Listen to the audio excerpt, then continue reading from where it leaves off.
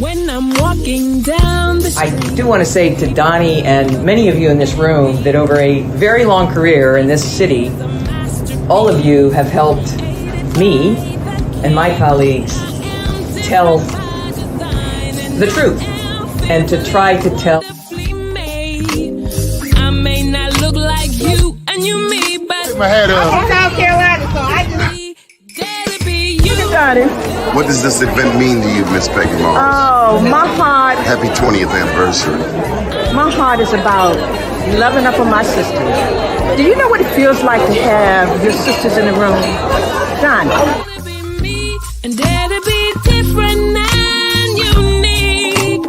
I'm gonna be the best me I can be by letting His glory shine through. I am beautiful, I am blessed, but not just what you see in the flesh. I'm free from people, free from myself. The doctor lived next door to the janitor to the reverend and the lawyer. We were together. Now we get so high and mighty that you create stress for your society because you don't like poor black folks either. That's a health problem. Get yourself together so I can stop being taking care of geriatric people and get back to pediatrics. I thank you, Doni, for all you've done. Let's keep doing it for all the more. Letting His glory shine through. Dare to be you, dare to be me, dare to be different and unique. I'm gonna be the best me I can be by letting His glory shine through. And I dare you, I dare you, I dare you to be you. First name's Doni, last name's Glover. In it to win it for the long haul, baby. Do pick up a copy of my two books, 2015, Unapologetically Black, autobiographical in nature, not a bad read. Second book came out in 2021, I Am Black Wall Street. I go into the history of how those entrepreneurs who made Tulsa the crown jewel of Black America, one that was bombed from the air and burned to the ground in 1921, how those entrepreneurs got to Oklahoma. They came from Florida. And there are two heroes in the book, a white man, John Brown, one of my heroes, and a black man named Chief John Horse.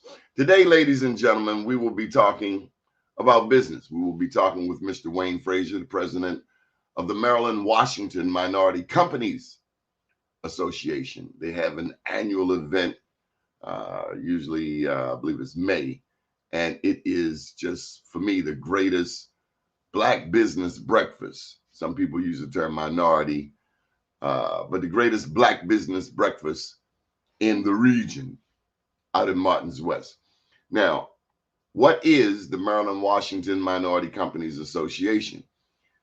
Briefly, in 2002, the Maryland-Washington Minority Contractors Association originated to advocate for minority and women construction trade contractors because so much work was being completed without the utilization of said firms. Black people weren't getting any business. As a matter of fact, I can remember seeing this one article. It had our late hero, Bob Clay. He had on a full-length plaid coat. You remember the plaid coats? And they were protesting in front of City Hall. I imagine Schaefer was the mayor at the time. My point is, people like Bob Clay, people like the late Arnold Jolivet, I've got a piece of paper around here with some of his words on it that I tend to read from time to time for motivation. But these people were advocates for Black business, early advocates. Ray Haysbert, advocate for Black businesses. Today, Maryland-Washington Minority Companies Association tailors their services to clients, whether they're large or small, primes or subs, and their core group of services is all about helping these businesses gain access to the big boys. And some of these companies eventually become big boys themselves. Without further ado, we're going to go to the line and I'm sure he's going to correct me on something I said because that's just the teacher in him. Banker, businessman, entrepreneur, Mr. Wayne Frazier. Good morning, sir. How are you? Hey, excuse me. Hey, Donnie. Good morning. Now, because of this beautiful virtual background you have, I can't tell if you're in Florida, Maryland, London, or what have you. Where are you? Tulsa, Oklahoma. Okay, my man, 500 grand. Anything about the history that we should know? Well, the most important thing about the history is that I was motivated and stimulated and moved by the two gentlemen you just mentioned, Mr.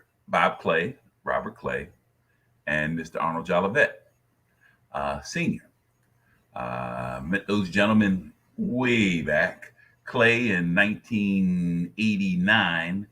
And at that point, when I was running Harbor Bank's loan department, we made him the largest loan that the bank had ever made. Actually, it was this legal lending limit. It was $250,000. It's probably 4 or 5 million, 6 million now. But back then, it was only $250,000. And Clay paid us back as agreed. And we said, well, why don't you keep it so we can earn more money? He said, no. I got to pay it back because that's the best way to run your business. Smooth. When you get the money, pay it back. And then Mr. Jolivet, I met him in 99. And he was the one who inspired me to leave the whole financial banking arena and become a crusader. And how crazy was that? Don Quixote. Remember Don Quixote with the toothbrush and the windmill? Crusader. So I spent the last 24 years of my precious life crusading for the cause of advancing our folk in business and economics. At times I would lay awake and say, Wayne, why are you doing this? You're not making any money. You're going poor. But the passion just stuck with me every time I received a call from one of our constituents saying, Wayne, I'm not getting paid, but Wayne, they calling my workers monkeys. Wayne, they want to fight us. And the first thing I say, don't touch anyone. Walk away. We'll deal with it. And that bug has stuck with me for the last 24 years. And actually now it's even greater because now I have 24 years of experience of assisting our business people. And it makes it easier to resolve issues. And folks think that I'm sort of a wacko because I take positions that perhaps are against the status quo. I didn't necessarily support our present governor, Mr. Moore, Governor Moore, Wes Moore. I didn't support Sheila Dixon. I didn't support this one and that one. And the reason being is that I thought we could do better with someone else. Mm-hmm. And that's why I enjoy what I do, because I don't go along with the status quo. My man, 500 grand. You have to make a choice. You know, there's one radio host that's out here, and this cat doesn't like anybody. And my challenge with that is you never pick a side. So right. That's safe. It's easy to throw rocks, but pick a side. Win or lose, pick a side and stand for what you stand for. I think in the long run, Malcolm X said merit is in the long run recognized and rewarded. In the long run, it'll be recognized and rewarded. I mean, look at your breakfast. Tell me now before we go too far, who is the beautiful woman at your side? My lovely bride. I'm trying to help you here. Excuse me, my lovely bride, Patricia Trish My Dish Frazier. She, when I was in my loneliest time and my lowest time, it was 2007 when I went broke. I had no more money. All the money I'd saved for all of those years that I've been out there working and slinging, it was gone. And she says, Wayne, I can help you and make this better. She quit her job, a very good job at Citibank in New York. And she came on board, became our business manager, and we never, ever looked back. Glory to God. Glory That's my to God. honey. For with the books, the Bible says when a man finds a wife, he finds a good thing. I agree. I agree. And to this day, we are soaring because of her wise business decisions. People think, Wayne, you got all this. No, my major consultant is my wife. And I wish a whole bunch of other men could rely on their spouses like that. I rely on her for everything. That's huge. That's huge because you big man on campus.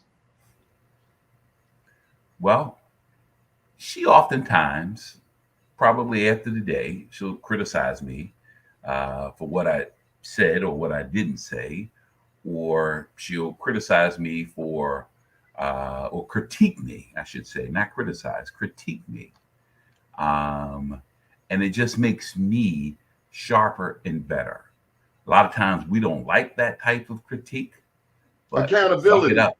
Accountability partner. That's right. That's what she does. That's what grown people do. And let me just go back to our Governor Westmore. And one thing I'm so proud of him is that he's got a strong queen.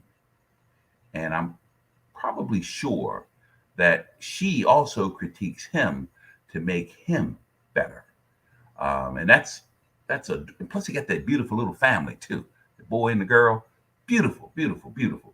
So although I may have my other views of Governor Moore, the one view that I hold dear is the fact that he has a beautiful queen and a beautiful family. Because you are no doubt proud of your children. If I'm not mistaken, one of your children is a veteran. Yes, he's a veteran of the from the Marines and Navy of the Afghanistan conflict, and he is currently he left as a captain, and he's currently a orthopedic surgeon and a full partner in a practice out in Ellicott City. I'm very proud. My other son is a contractor and a hustler of all types of commodities, legal commodities, here in Baltimore. I have a daughter who is successful.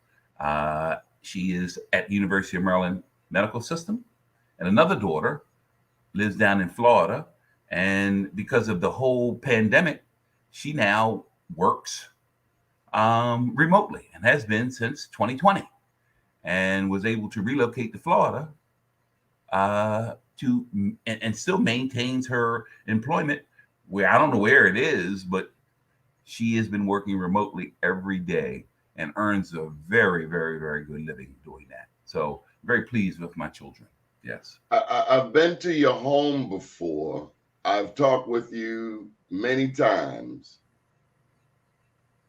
We often are talking about business, but I do know that family is important to you. You can do all of the business in the world, but family is that constant for you.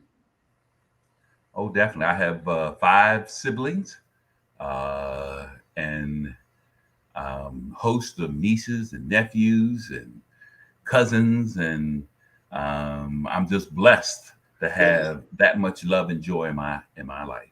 Now, didn't you used to go to Poly? No, no, no, no, no. I went to the blue and gold of Mergenthaler Vocational Technical High School, Oh, class my, of my mistake. 1971. Mervo. At that time, it was only like 20 black folks at Mervo. But now, you would think that white folks never been there. But great school, Mervo. Taught me a lot. And you love Baltimore. Oh, yeah. Spent 70 years of my life in Baltimore. Love it so much that I just never wanted to leave until recently. Tell me about business. Tell me about business advocacy and how it's changed over the past 20 years. Now we have the internet. Now your website, and I always commend you on your website, on your wife's understanding of the need to consistently improve the digital presence. A lot of companies still struggle in this area. This is 2023, and people don't understand the significance still of having a website that is so timely. I mean, one glance at it, you'll see the Goldman Sachs 10,000. You'll see information on bid opportunities. You'll see advertisers. I mean, tell me about the past 20 years, how business has transformed. Well, my website was created back in 2004, so we have 20 years of experience in. However, putting that aside, when I'm coaching minority businesses, or any business, but principally minority businesses, Black-owned businesses, the first thing that I ask is, do you have a website? And they said, well, why is that important? I said, well, any major company like a Goldman Sachs, like a BGE, like Constellation, like Johns Hopkins University, when the first thing that they do is go to a company's website. And if you don't have a website, and especially with a company like BGE, they are concerned that you aren't technically sound and you're not, in essence, you're not putting your best foot forward and providing a brief history of what your company is about, products and services, even with some photos. So it's a negative look if a business doesn't have a website. And a website doesn't have to be as elaborate as ours. It can be a 1 and 2 pager with about us, what we do, and how to contact us. That's as simple as that. And then you would be checked off the box. Oh, they are technically sound. Now, in our website, I realized not 2004, but it was around 2012 that I can make money while I'm asleep.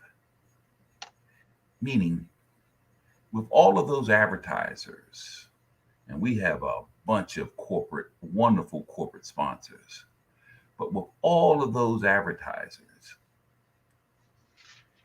they pay your rate just to be on your site, to get their message out. And you can be sleeping, and the money continues to come in. And that's, for us, the most important thing of our survival. And by the way, my wife was the one who brought that into fruition. She was the one with the vision of the whole website. Now, it does take maintenance. Just can't put something up there and leave it. It takes sometimes daily maintenance, but at least weekly maintenance to keep it fresh. But websites in this day and age, if you don't have one, you're not serious about business. Do you come across anyone who does not have a cell phone? Everyone has cell phones. Everyone. Everyone.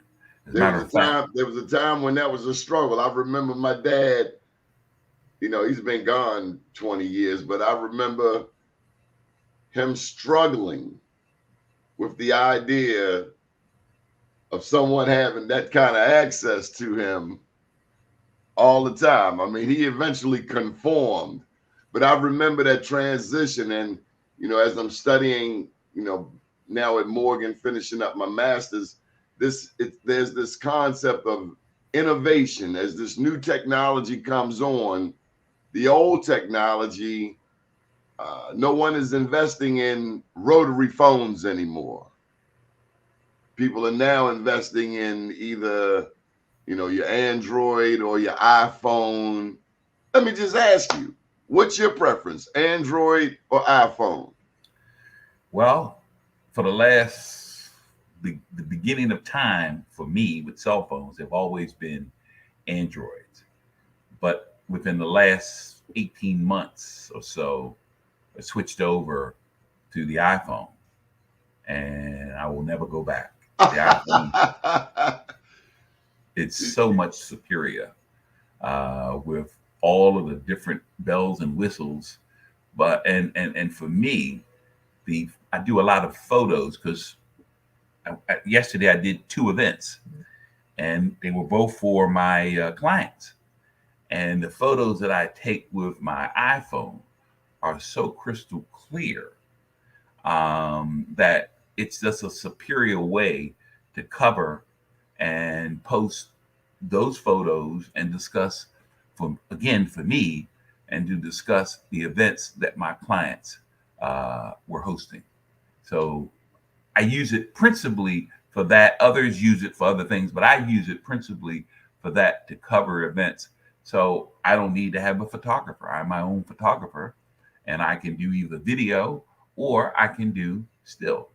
So it's just a great invention. I mean, these are genius people to come up with these ideas.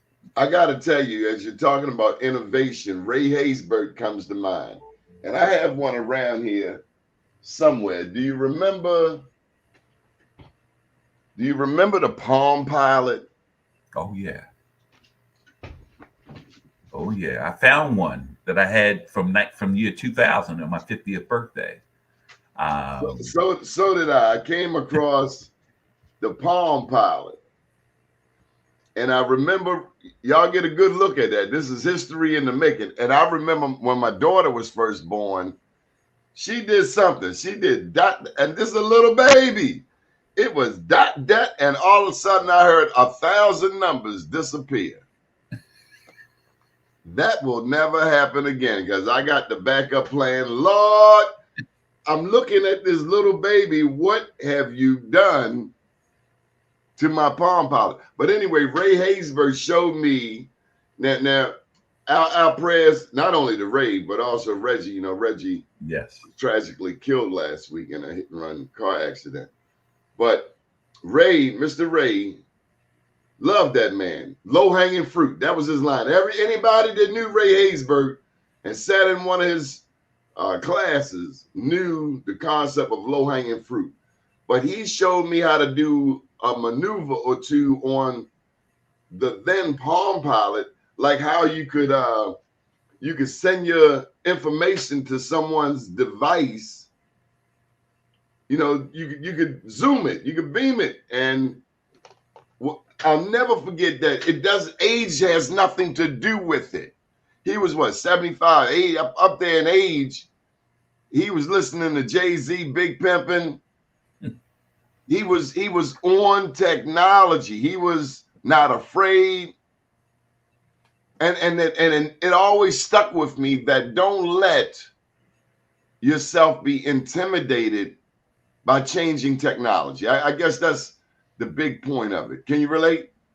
Sure, but Ray was ahead of his time. I mean, you remember, he took over Park Sausages when the founder Parks stepped aside, and they took the company public. And then he cut the deal with I forget one of the other meat packing companies, national packing companies, and was able to bring them to the new facility up there in Park Heights. So Ray was just totally above everyone else as far as intelligence and risk taking. So he was different. But yes, I understand. But I've embraced the whole technology concept years ago, because it's just the future and that's the way things are going. And what we're doing now, hell, it'll be apropos. It will be gone 20 years from now. It'll be something different. So, but one thing has not changed. You can have the website. You can have the beautiful shirts with the logos. You can even have your breakfast. But there is one key ingredient innately in MWMCA, and we find it in some other organizations. It's called guts.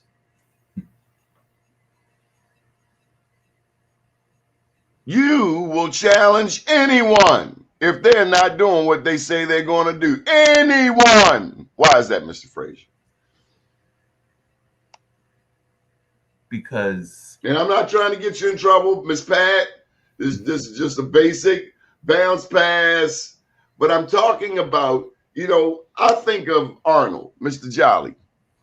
And I love that man. That man, he would always say, Donnie, come on out here and get your check. Those were some of the sweetest words to my ear. But he was a fighter. And I'm reminded, just like the various Black history books I surround myself with, the fight is never over. As long as you're Black and in America, I don't care if the politician is a Democrat, a Republican, a Republicrat, you've got to fight. Otherwise, they're going to take your money. I agree. But see, that's a passion that I had that probably was kindled when I was an undergrad at Morgan State University between 1971 and 1976. And because at that time, they instilled that fighter mentality in me.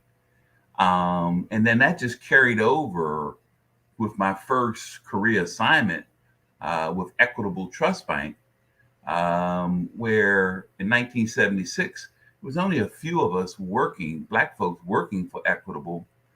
And you either went along to get along, or when opposition confronted you, you stood up to it.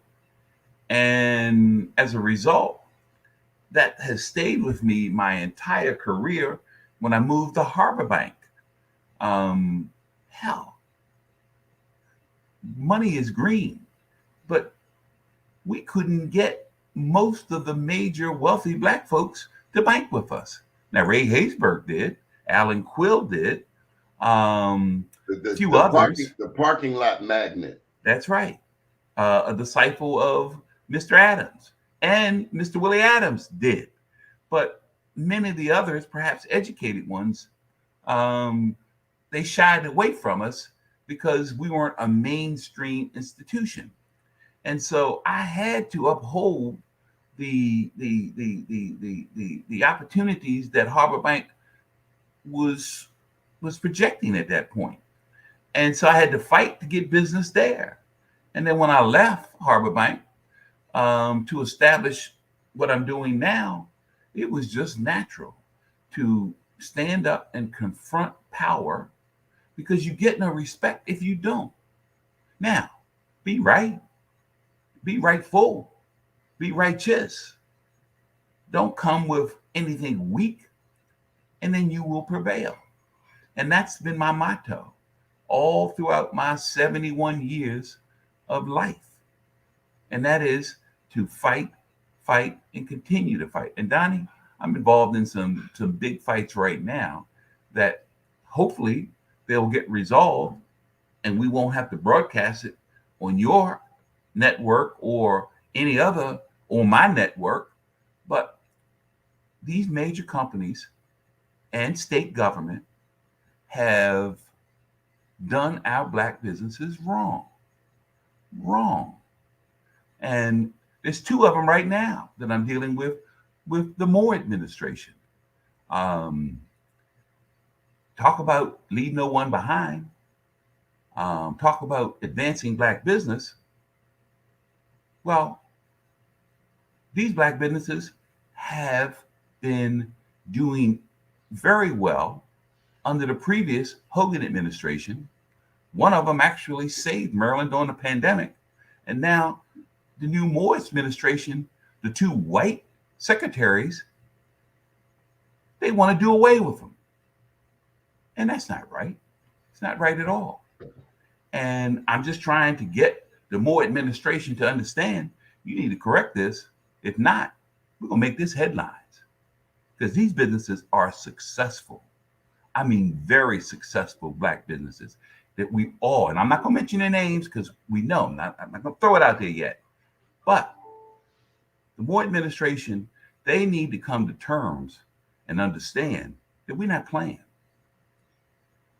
Now, since we throwing names, I didn't know you liked the Hogan administration. I didn't find anything wrong with Hogan. No.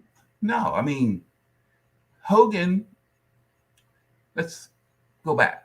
During the O'Malley administration, I believe it was 12 or 13 times I had to appear in front of the Board of Public Works during his 8 years there. And for those of us that don't know, that's the most significant meeting in the state every Wednesday in Annapolis. The governor, the treasurer, and the comptroller had this meeting, and they determine who gets a contract and who doesn't. And if the white companies come and they don't have enough minority business participation, preferably 29%, then they are typically shunned and told to go back. And that's what we would like to think. They're told to go back and get your 29%, because a lot of times these white prime contractors want to come and get a waiver saying that they couldn't find any qualified minority, i.e. Black companies and the others, to get a piece of that 29%. So they're trying to get over. And people like you are saying, hey, let's not let these things fly. Make sure these white primes are meeting the state goal of 29%. And so, to this governor's credit, Adrian Harpool had an event down in Bowie State this week. And that's what prompted my call to you, because, with you being in two different states right now, I had to make sure that you are hearing some of this stuff as it unfolds, because you are a voice. I mean, you might be the bad boy, but I tend to be the bad boy sometimes. Good cop, bad cop. The same way they do us when we driving down North Avenue. Good cop, bad cop. So this governor seems to be pushing the envelope, but as you mentioned, there are some instances, and it'll be with any governor, some instances where somebody feels like they're not being helped like they should be helped. But I defer to you. Well, you mentioned Adrian Harpool. I love the brother, respect him tremendously. And Adrian has endured a long life of ups and downs. And he is a very strong supporter of Governor Moore.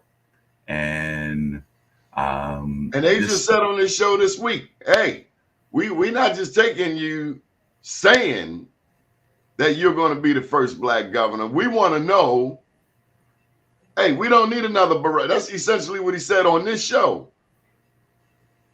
We appreciate the Barack Obama, but we need some blackness, even more blackness. No slight, no disrespect. You know, Jackie Robinson. They put Jackie Robinson in the mazes because Jackie wasn't, the thought was, he wasn't going to buck when they start throwing apples and cans and all of that at him, where Satchel Paige might have pulled that 38 out and said, do it again.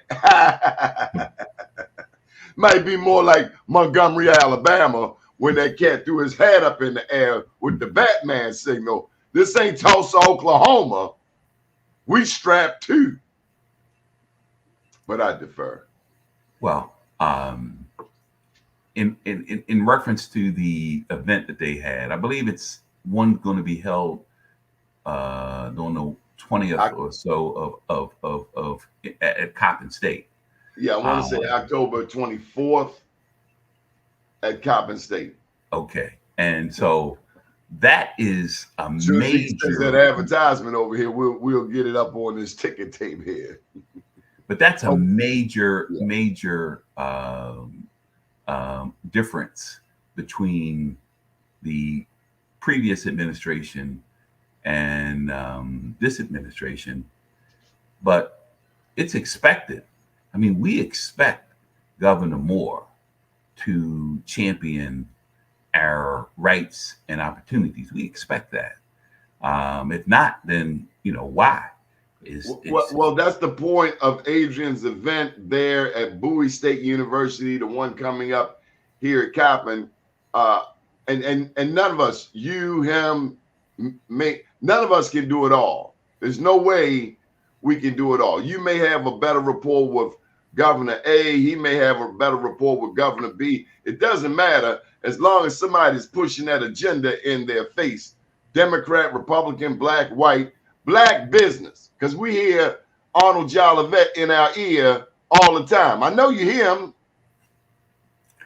Well, by the way, his son, Arnold Jolivet II, is now in charge of all minority business for the University of Maryland, Baltimore. And he would be great to have on your show because University of Maryland, Baltimore covers all of the professional schools downtown off of Green Street, as well as they control all of the procurement for Coppin, Towson, University of Baltimore, for a couple of other universities. So it all comes through the University of Maryland, Baltimore. And I call him Little Arnold. He's huge. He's bigger than his dad. But Little Arnold is now carrying that torch and leading the way. He would be a great person to be on your show. But getting back to what Adrian is doing for Governor Moore, again, it's needed. And the best thing that the governor can do is, we call it the Calvin Butler effect. Calvin Butler was the former CEO of BGE, and now he is the CEO of Exelon, the second largest public utility in America. But Calvin, in that CEO role, he did one thing and one thing great. He let all of those vendors know, those first tier vendors know, doing business with BGE, you must achieve their 25% goal.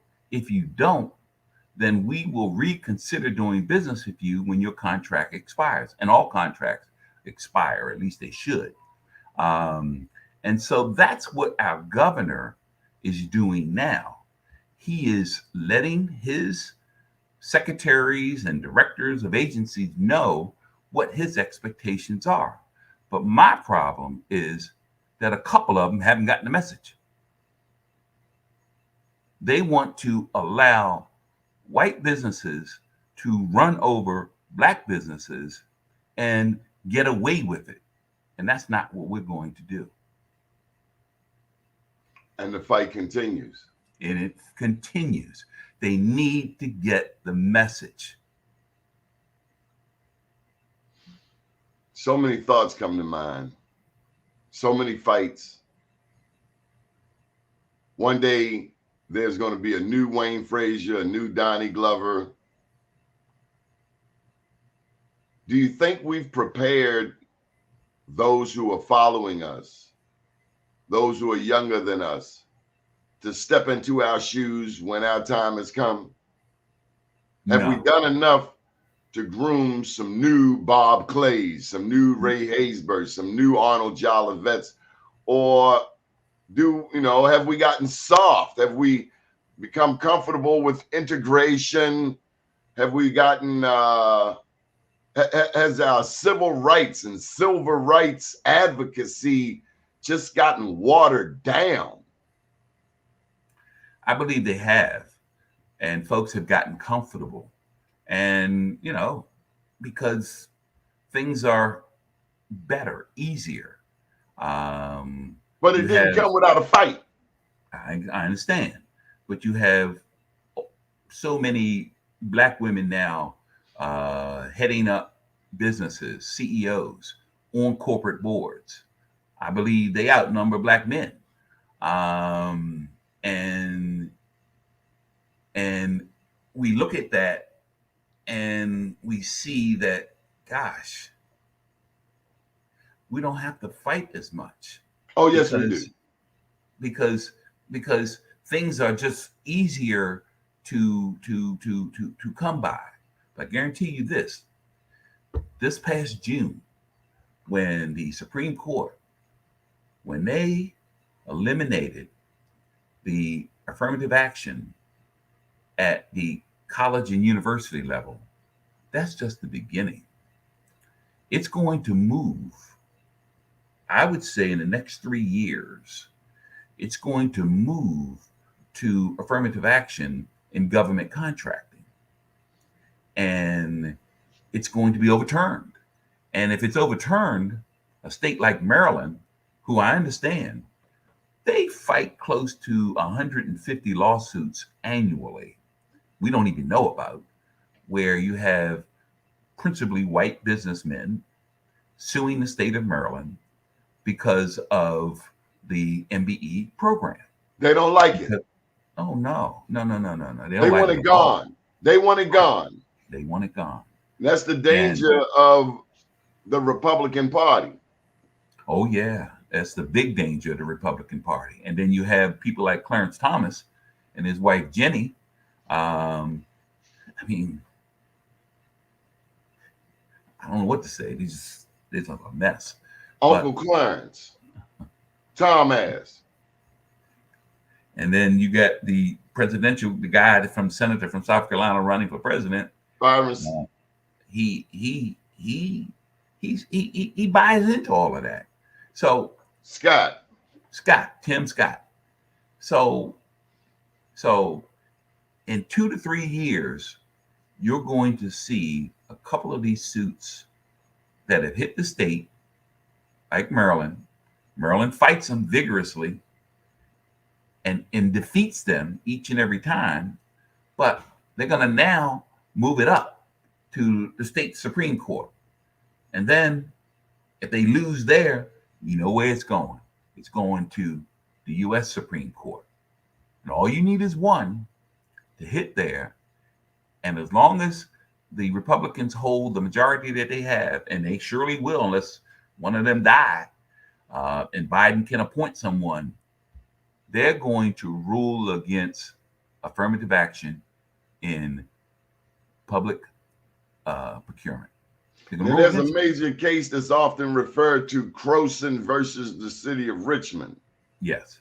Where this white majority company is doing everything possible to fight as you say, being forced to give a part of those contracts to black businesses. Do you think this is just, you think it's racism? You think it's greed?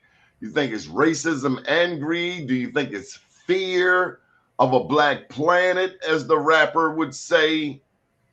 Why are these white primes so adamant? Not all, but these who fight us and the Supreme Court and just righteousness and justice. When I think of the black veterans who have fought and bled and died for this country, I think of your son who put his life on the line only to have this person think that they're the only ones who are supposed to benefit. It sickens me to my core. And it's no different than what happened in Tulsa, Oklahoma. It's not gone anywhere. Well, Doni, because I'm reminded this happened during the O'Malley administration when he was mayor in Baltimore. And I protested with a company who was blocked out of a lighting contract. And I heard the owner of the lighting company said, they're trying to take my business. And he didn't want to share any of it at all. And so the light lit up at that point. These are contracts from public dollars, our tax dollars, state dollars. Right. So we have a say in where that money goes. Yes. But this cat, like the one you're talking about, it's me, like a big baby, a selfish, crying, whining baby. And on that particular time, O'Malley, he voted with us and he struck it down and sided with the minority company. But the point is that the belief is that this procurement, this work is theirs and theirs only to keep. And I imagine any business person. What a selfish prick. Well, but Doni, that's capitalism, and that's the way capitalism think. You win it, it's yours until it's not yours. Yeah, but when the wars come down, they hiding their sons and sending their sons to Canada, while your son and my son are being drafted to go to war. So they really have no skin in the game. No, and people like us from Baltimore, we call them cowards.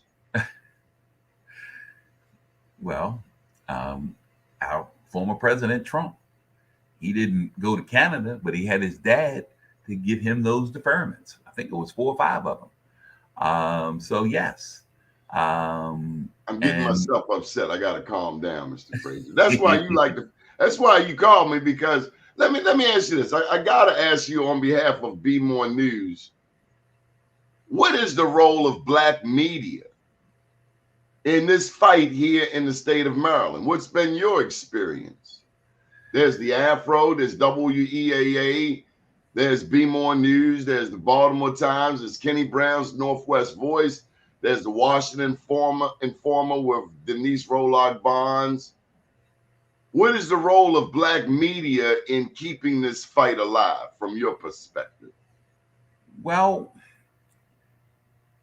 it should be keeping that light of truth out there to let folks know. However, it's a business, Doni, and in order to stay up and continue that advocacy work, they have to hire folk, reporters, who are able to get the information, report it for them to publish. And most of the media sources that you just mentioned, I say except for the Afro, have very few, if any, reporters out there bringing the information back. And they have to rely on advertisers And if you look at their publications, they don't have many advertisers. And so, in my opinion, and I've reached out to the Afro, and I said, why don't you get yourself certified as a minority-owned business? Surely you can do it, and then take advantage of the various programs. And I can say that they haven't done it to this date.